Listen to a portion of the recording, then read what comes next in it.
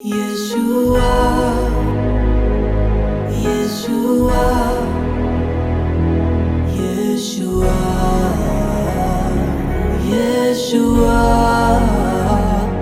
Yeshua, Yeshua, Yeshua, Yeshua. నా భాగస్వామిని మీరు ఎంచుకున్నారు దేవా, నా జీవితమంతా ఏకమై నడిచెదను. నా ప్రియునితో నన్ను జతపరచి ఉన్నారు దేవా, నా జీవితమంతా ఏకమై ఉండెదను.